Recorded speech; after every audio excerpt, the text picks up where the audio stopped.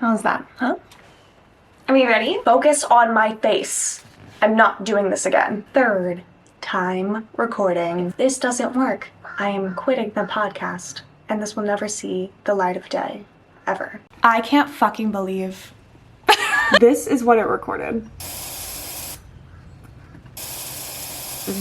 That's what was recorded of this episode. What is happening? Like, genuinely, what's going on? Why? I know Venus is in retrograde, but like, why? What? It's a good episode, right? Like, why does the universe not want me to put out this episode? This is insane. I'm just gonna edit the video and just post it. Hopefully the audio isn't too, the audio sucks in here. Dude. Okay. I'm just gonna do it. Oh God. Okay, sorry. I really tried 3 times. It's not working. Oh my God, I'm gonna cry. Okay, bye. How long have you been on your healing journey? A year? Longer? How many shadow work journals have you filled up? The madness has to end.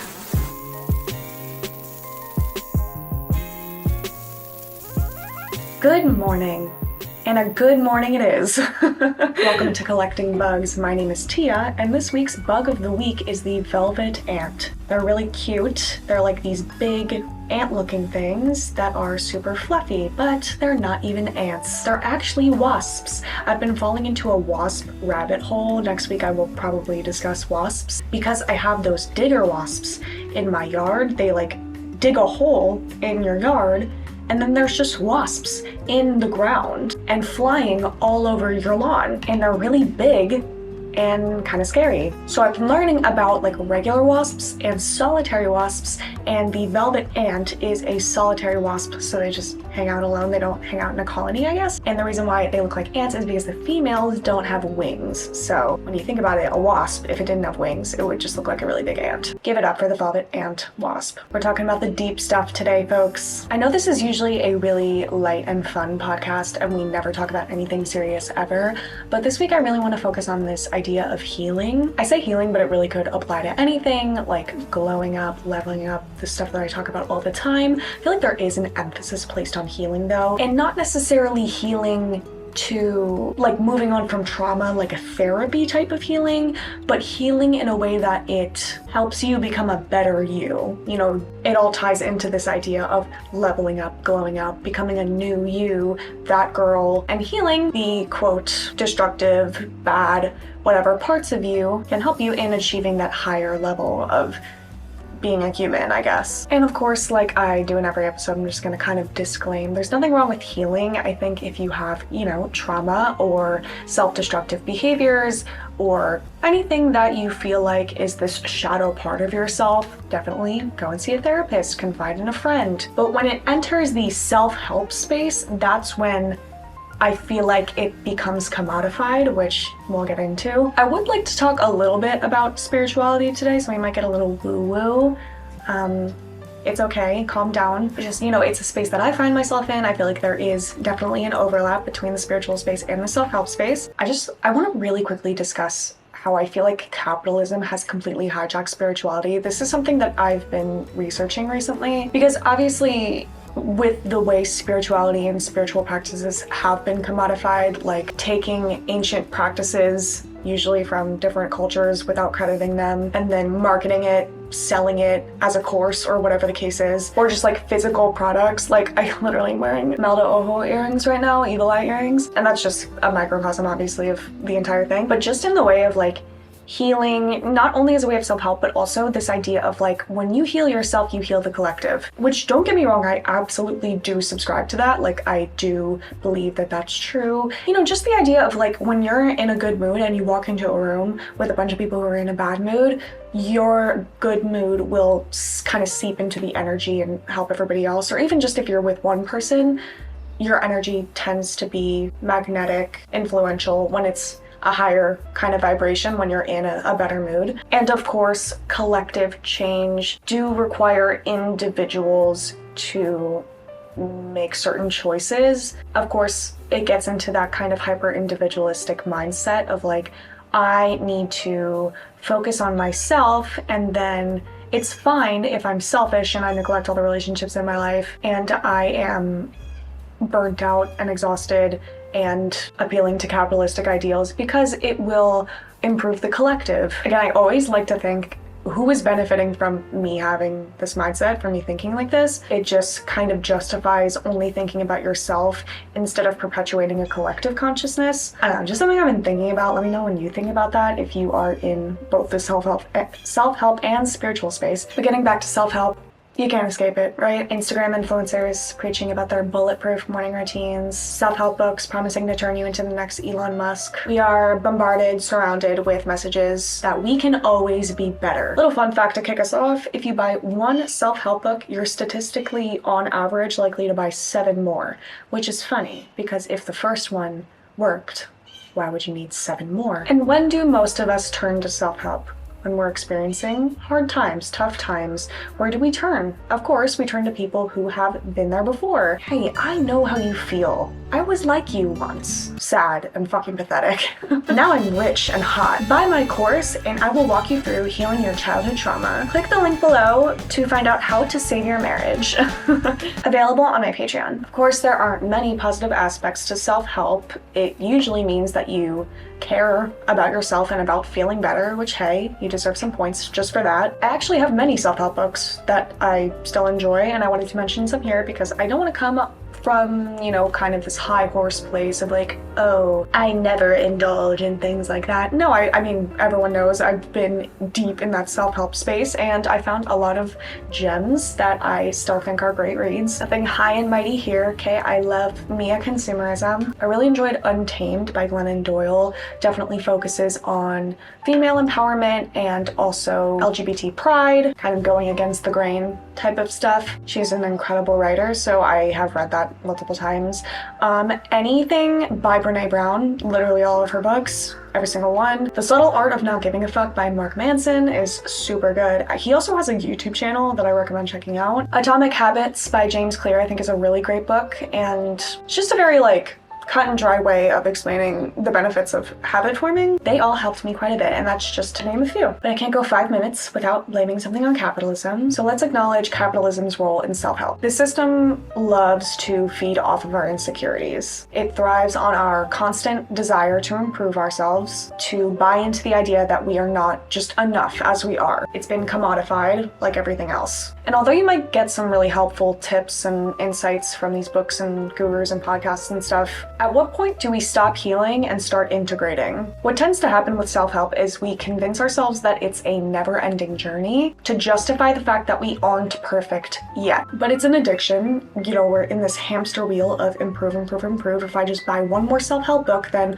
I won't hate myself anymore. If we step into the world not fully, completely healed in every way, we would need to face the fact that that isn't possible. This is capitalist programming. This is what has been sold to you. That you can be perfect if you just work hard enough. You can be ideally rich, hot, and abundant in every way if you just work a little harder. If we all suddenly woke up one day feeling content and accepting of ourselves, the capitalist machine would come grinding to a halt. They need us to keep chasing that elusive idea of perfection, always one step away from being truly happy, one book away. You know, when does discipline become self-abuse? Certain restrictions and sacrifices are great. Going celibate and sober a few years ago completely changed my life for the better. I would absolutely do it all again. And there's a lot of people who probably think that's really extreme, but I wasn't punishing myself. I just really, for the first time, honestly, was sitting with myself and thinking, what will help me in this moment? Because I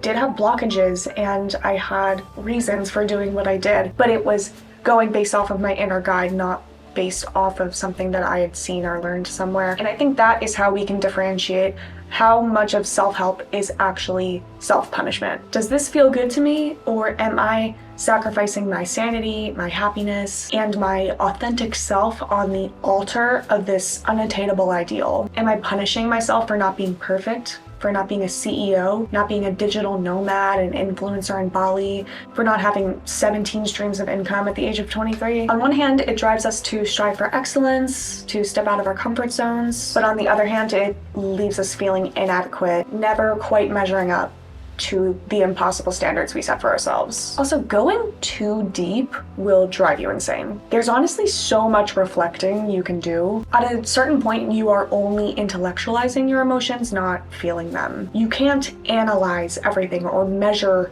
everything that you feel and experience with logic. We're just too complicated for that. Self-awareness is a phenomenal tool, and some of y'all need a little bit more of it, but you can be definitely too self-aware. I am too self-aware.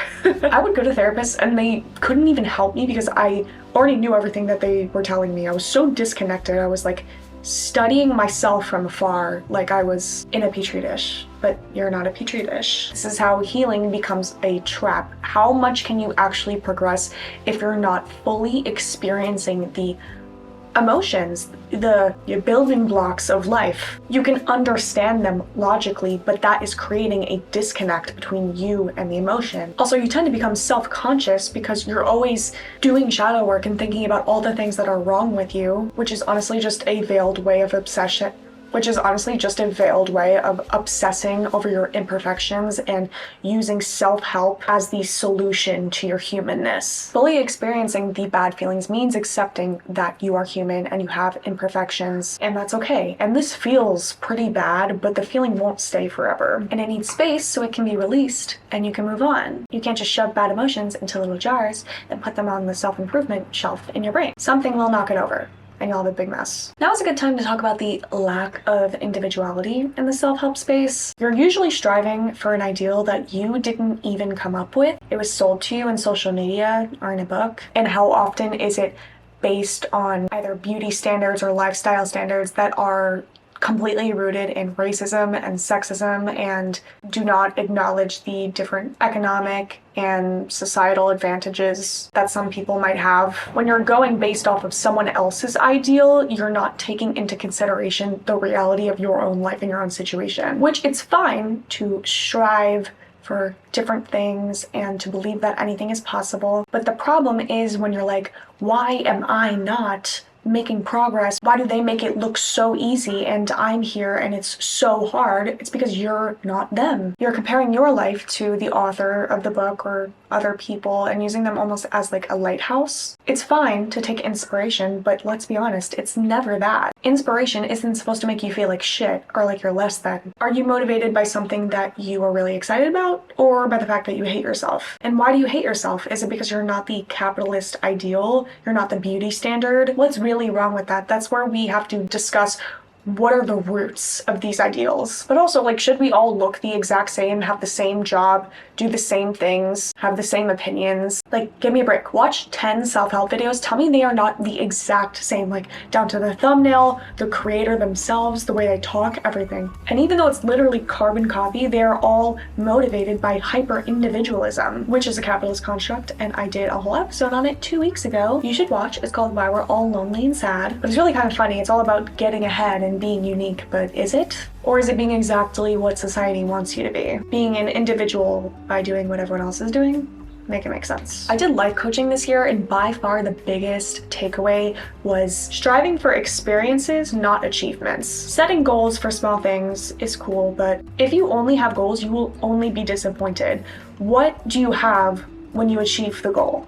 Another goal? Life isn't a checklist of achievements to be ticked off. It's messy and it's unpredictable. So let's release ourselves from the chains of perfection and embrace the freedom that comes with being unapologetically flawed. For the first time in my life, I can genuinely say that I love myself. And a lot of that came from healing my inner child and working with my inner child. But even though I love myself, I still have negative self-talk. I'm still very critical of myself, and that's okay because I am still human. No matter how much I love myself, I will not love myself or self-help myself into not being an imperfect human. And honestly, once I came to that realization, that negative self-talk doesn't affect me the way that it used to, because I know that it's just kind of a part of this experience. I like to think that I chose this. You know, before I came into this life, I made the decision, I want this life and I want to have these challenges. So kind of stepping back and being like, okay, yeah, I have negative self-talk because I'm just a person and